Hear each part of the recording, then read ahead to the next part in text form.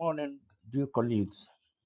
As it appears here now, this presentation is going to be occupational health disorders as a complex journey from clinic to court. I believe that we must admit that we were following a diagnostic system that overlooked essential elements, which is leading to misapplication of practice. But now we have the gut to capsize all our old certainties, to overturn what we thought was enough and stand up for a more rigorous questioning approach.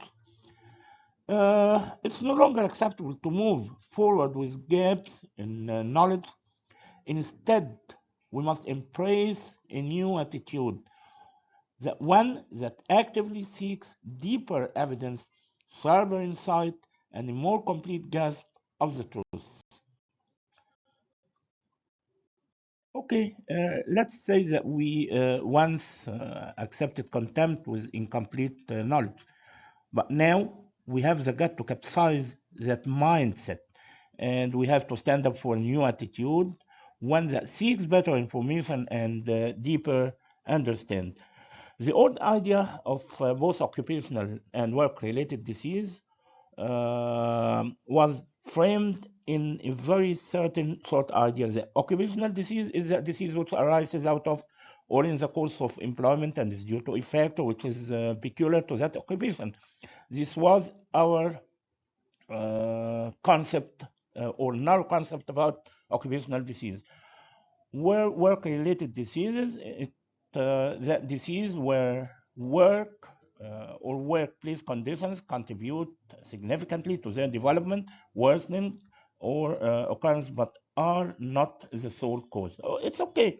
It's not bad. Where the causation is specific and well established in occupational disease, it was a multifactorial, as we all know about work-related disease, that the causation is multifactorial. The occurrence in occupational diseases is rare, where it's more common in work-related diseases.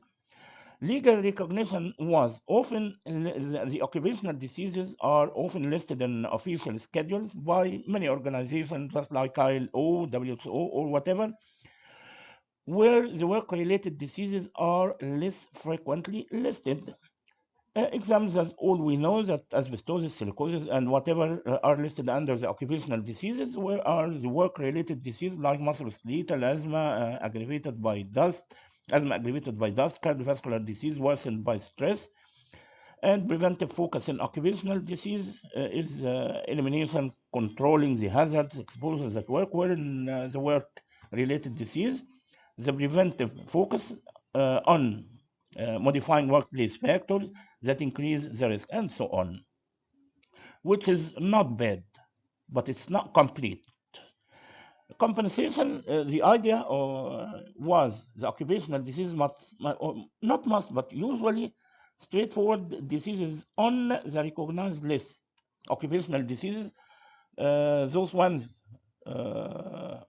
which are listed in the recognized list only are compensable by the compensation laws. With work-related disease history or the story is very more complex, often requires proving work contribution. In the old system of diagnosing occupational diseases, we can say that it's noteworthy that we are following a great system. Let's see, the stepwise evidence-based approach in diagnosing the occupational-related disorders. First step is confirming the clinical diagnosis using the standard diagnostic criteria, like whatever imaging, histopathology, spirometry, or whatever, and excluding the mimics and the non-occupational disorders, just like, for example, silicosis by high resolution CT scan and exposure history.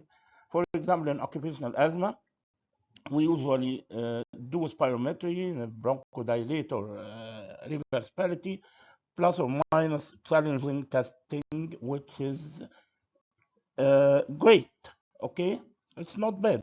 Second step, as it as it's clear here, is to establish the exposure, we have to take a full detailed occupational history, which is the cornerstone of diagnosing any occupational related disorder, just like job titles, task duration, specific events, either dust, fumes, chemicals, even stress might be, the intensity and the frequency, and those workers use the PPE and engineering controls. Uh, Step is to diagnose if there is any temporary relationship between the exposure and the development of disease. Like exposure must precede the disease onset to be diagnosed as an occupation related disorder. We have to consider the latency period, which is the decades in pneumoconiosis, like asbestosis. If you remember, the lung cancer might be the concurrence of exposure to asbestos even after 25 or more, even 30 years. And the improvement away from the work, like in occupational asthma, those workers with dust or fumes get better during the holidays. Fourth step is to evaluate the strength of association, the causality between the development and the exposure. Strength of association, consistency, specificity, temporality, which is very important, biological gradient related to the dose and response, plausibility and coherence of exposure, and reversibility. Uh, I'm speaking about the regular and usual steps that all of us know very well. The fifth step is to identify known occupational links between, for example, silica exposure and silicosis due to exposure to crystalline silica, asbestosis due to exposure to asbestos fibers, and so on. So we check if the disease is listed in international labor organizations like ILO or WHO and national compensation lists. Sixth step is the objective exposure disease link testing, if it's possible, like environmental monitoring of air sampling, for example, just like biomarkers of exposures or biomarkers of effect, like serial peak flow in occupational asthma, like specific inhalation challenge test in specialized centers. Many examples we have.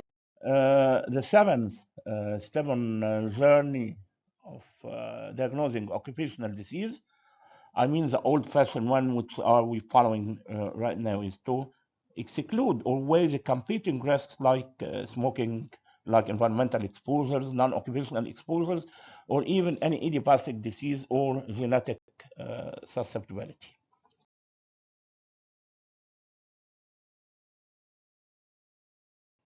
Now we come up with the truth, and we have the gut that we must admit that we were following a diagnostic system that overlooked the essential elements, uh, not essential elements, very essential elements, leading to misapplication in practice.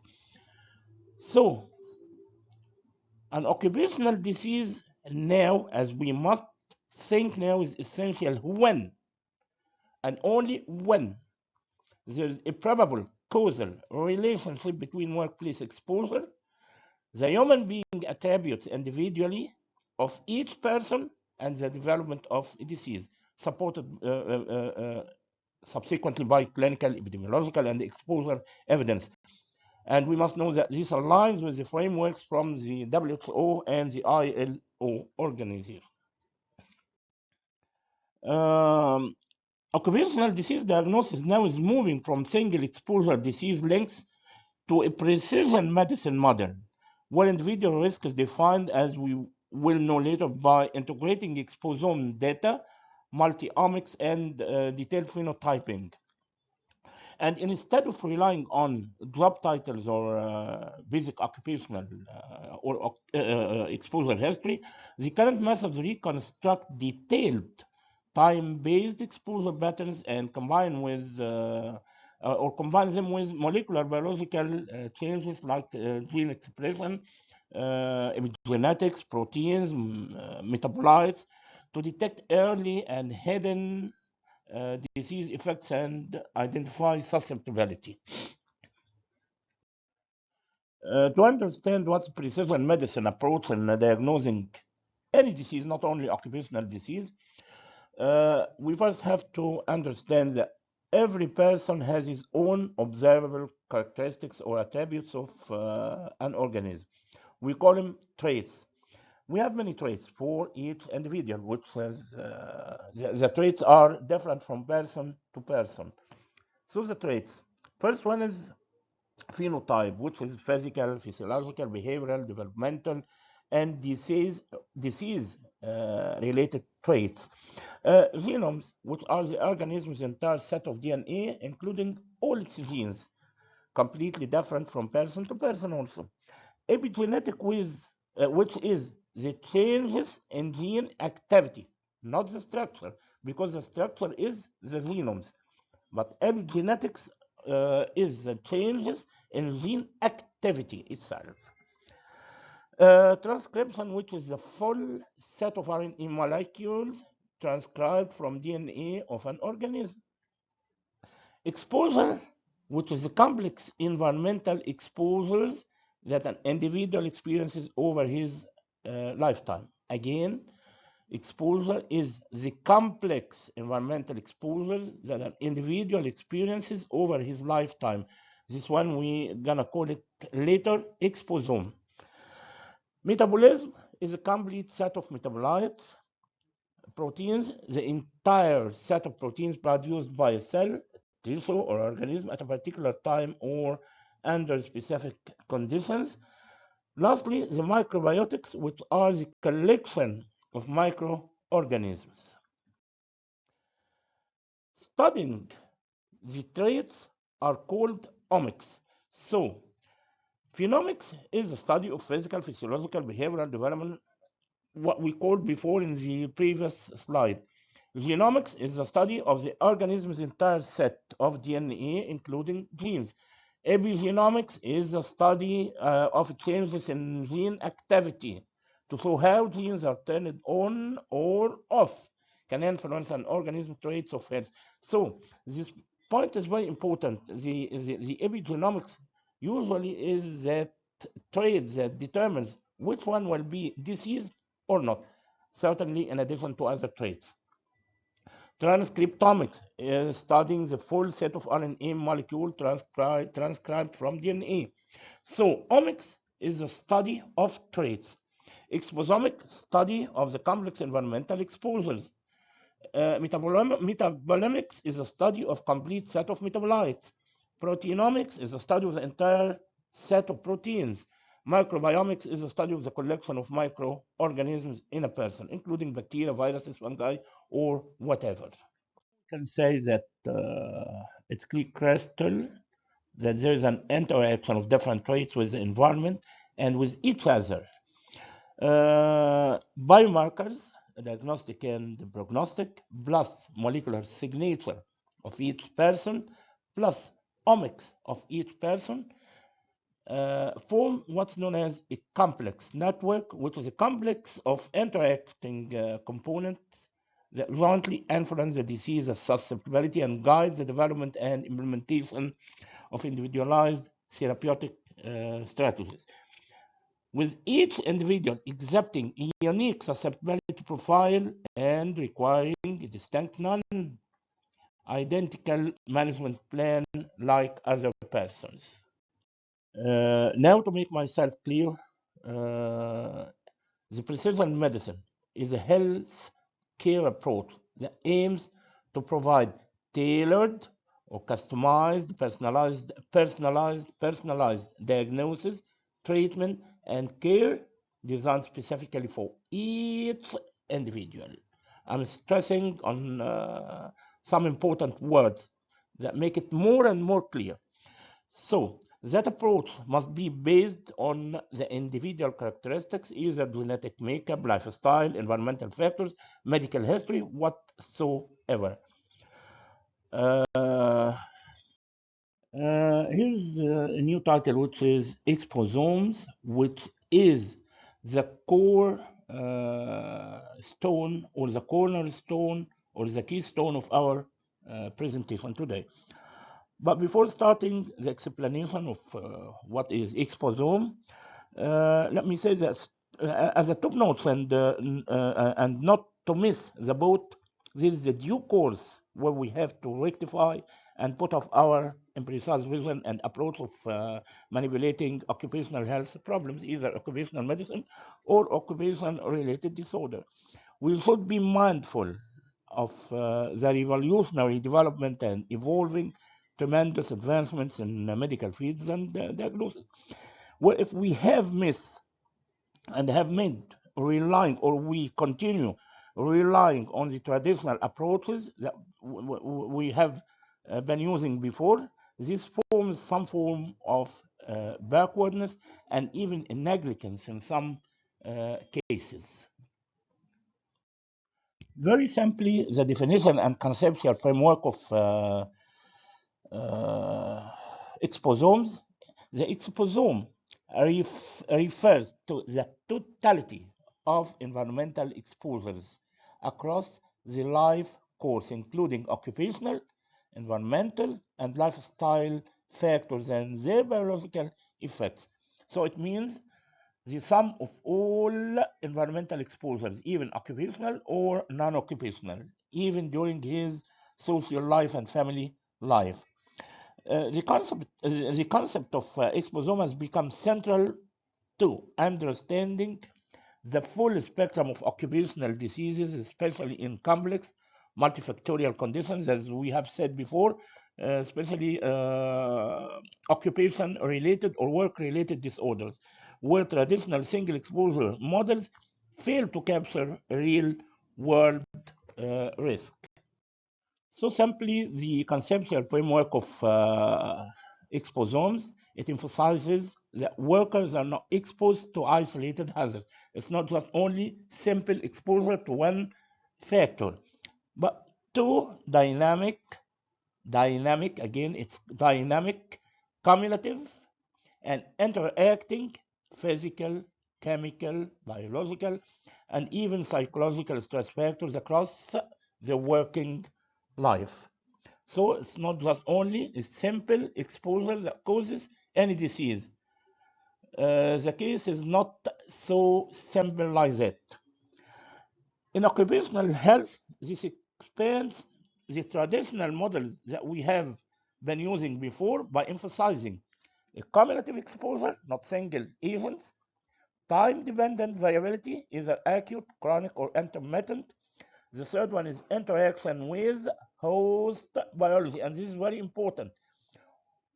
The above two factors interacting with host biology, genomes, and epigenomic interaction. Now we can come up with the fact that disease risk in occupational disorders is not determined simply by the presence of an exposure, but by how dynamic time-varying exposure patterns, whether including the intensity, whether duration, sequencing of events in that exposure, and the critical windows, all of them are interacting with the host's biological responses, which may be adaptive, either effective, for example, detoxification, controlled inflammation, tissue repair, or maladaptive like development of disease due to persistent oxidative stress, dysregulated immunity, apparent repair and fibrosis, or whatever within the framework of the exposure. Come to the surface and off-ramp to the questions asking why do some people develop certain disease on exposure and some others not develop the same disease. So this means that identical exposures can lead to different outcomes depending on cumulative burden, timing, and individual susceptibility. This explains why some people develop and some other people never develop the same disease with the same circumstances of exposure. So disease ultimately reflects the integrated history of exposure-response interactions over time rather than exposure alone. So the common sense now states that we cannot condone any more such new trend. So occupational disease is understood as a dynamic product of, and we are here we must be stressing over dynamic product, not static one, not only just one factor, but occupational disease again and again is understood as dynamic product of multi-level exposures. It's not single exposure, stressing on exposure intensity multiplied by duration. Second, biological responses, adaptive or not adaptive. Adaptive means no disease. Maladaptive means that such person developed a disease. Third factor is time, along with competing risks, smoking, alcohol, obesity, whatever. So again, occupational disease is now understood as dynamic product of multi-level exposures multiplied by biological responses, adaptive or not adaptive, multiplied by time, multiplied by competing risks. After this long discussion, I have a hunch now that you are very bored, and even you are inquisitive to ask me, when will we gonna speak practically, Dr. Hassan? You have the right, so please stay tuned. Without further ado, it's praiseworthy that this the time of reaping the fruits. I was paving the way theoretically to commence the practical journey as different or in the form of different stages or steps. The first one, step one, is how to convert each component into measurable variables. Now we want to convert each variable, those variables we have discussed before, how to convert them into measurable variables. Now we will speak in another language, which will be practical language. As we said before, we have multiple stages or multiple steps. The first one is multi-level exposures assessment or measuring. Includes occupational history, asking about job tasks, about agent identification, about JAMS. And by the way, JAMS stands for job exposure matrices. It might be general JAMS, and which stands for the broad population. But what we use here in occupational medicine is the special JAMS or special job exposure matrices, which is tailored mainly to particular industry or hazard. We're going to ask about workplace and industrial hygiene reports. The scores here, or the score here, is from 0 to 3. Actually, 0, no known exposure. 1, it stands for possible exposure. It might be or not. 2 stands for documented exposure, while 3 stands for well documented high risk exposure by recognized agent. The first level in step 1 is to step forward into or to exposure intensity multiplied by the duration. The exposure intensity could be assessed by, for example, air monitoring comparison to TLV, but generally by biological monitoring or industrial monitoring, which is a method done by occupational hygienists, as you all know. We calculate what's known as cumulative exposure index, CEI, which is intensity multiplied by the duration. And we have a score for such CEI, or we have a score for the cumulative exposure index, which is the result of multiplying intensity by the duration.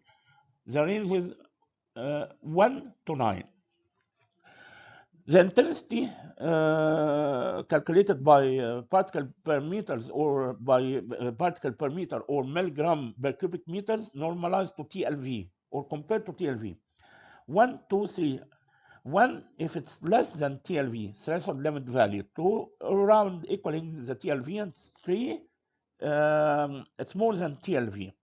Duration from 5 to 15 years. Is it less than 5 years? So the duration will be 1. From 5 to 15, 2. More than 15 years, it's 3. So multiplying the result of intensity by the duration will give me what's known as cumulative exposure index. Remember this, CEI. Third step or third stage in step 1 is biological responses. Actually, from its name, it's well understood that it will speak about symptoms, clinical examinations, spirometry, diffusion capacity of carbon monoxide, imaging, any technique of investigation or clinical examination. Having a score from 0 to 3, 0 no objective findings, while if it's mild to non-specific, it will be 1. If it's consistent disease pattern, which means well-known disease pattern, it will take number 2 in the score. Number 3 will be highly specific by, for example, like silicosis, asthma reversibility by getting away from the exposure. Okay. Stage 4 in step 1, it's the biological susceptibility. Is that person smoking, alcohol drinking, have a genetic susceptibility, have comorbidity, have atopy, and so on. Such modifiers taking the score from 0.5 to 1.5, depending on the presence of competing susceptibility. The fifth stage in step 1, calculating the time, which is temporality and latency. Temporality means how long is the time before acquiring symptoms of well-known occupational disease, and latency, how long it will stay in such person to be affected by such a disease. The big and huge and great example is getting lung cancer after almost more than 30 years of exposure to what? To asbestos. The score here is from 0 to 2. 0, no temporal relationship. 1, possible. 2 will be clear, correct latency and work-related variation here, which means this is 100% the exposure here is occupational, or getting the disease is directly linked to exposure. Stepping forward to next step, step 2, is to build up the practical equation in a semi-quantitative model, which is Occupational Disease Score, ODS, by multiplying exposure score by cumulative exposure index, by biological response, by time, by susceptibility, over 1 plus competing. Finally, the interpretation will be step 3. The occupational disease score will be less than 10, unlikely occupational. From 10 to 30 might be possible. 30 to 60, probable. Over 60, definitely it's an occupational disease, which is highly likely. Now it seems that we're gonna step to another form of language. First one was theoretical, second was practical, third now is clinical. We have a practical application in a work case. The case summary here is 52-year-old male, non-smoker, 24 years in sand blasting, which means silicosis. Okay, presents with progressive dyspnea, dry cough, reduced exercise tolerance, the high resolution CT reveals nodular opacities in the upper lung lobes.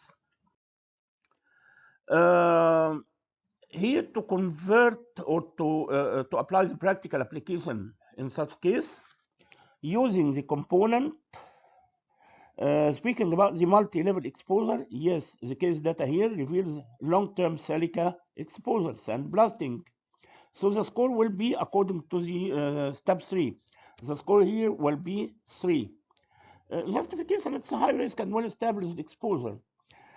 Second, exposure intensity multiplied by the duration, which is the cumulative exposure index, high intensity, because over the TLV multiplied by 20 years, 3 multiply 3, it will be 90, which means heavy cumulative exposure. Okay, biological response. Yes, the high resolution CT scan reveals is consistent with pneumoconiosis. So the score here is high, which is highly specific radiological pattern. What about the biological susceptibility? He is non-smoker, so no comorbidity. So the score here is somewhat little, which is 1. No modifying risks. Time exposure, which is the temporality. Exposure precedes disease plus long latency. Medium high score, which is 2. Classic latency pattern. Competing risks, none identified, so it's 0. No alternative explanation.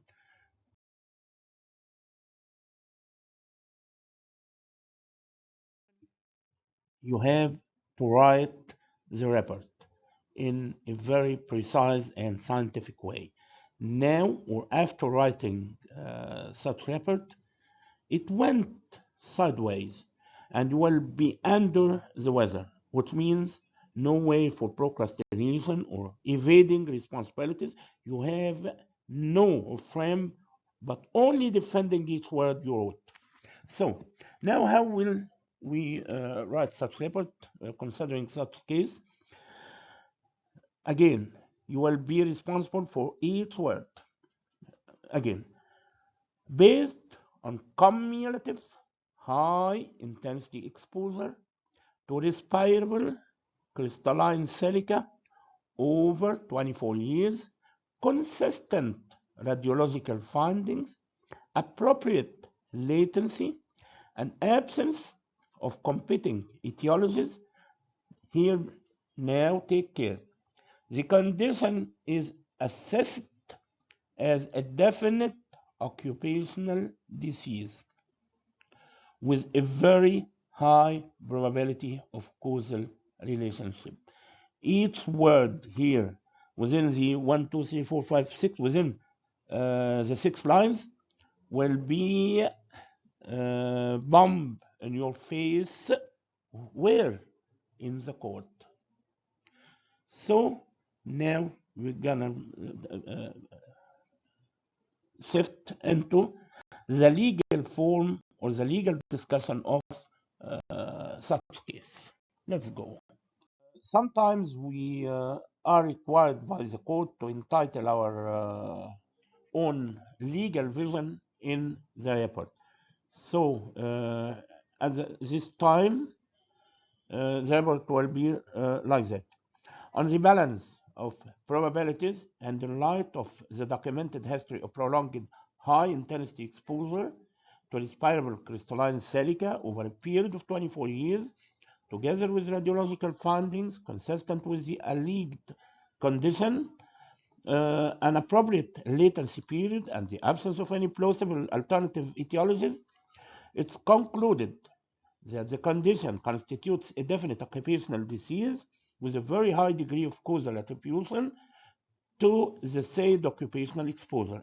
Accordingly, the affected individual is entitled to feel occupational disease compensation and all associated legal rights and benefits as provided under the applicable labor and social insurance regulations.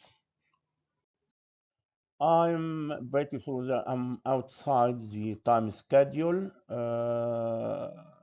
entitled for such presentation, and I'm sorry for that. And I actually was preparing to discuss the other omics, but it seems that no chance. Finally, I hope I wasn't boring and my presentation wasn't a vanilla. And thank you very much for having me. I'm standing up for an even cited two questions, please.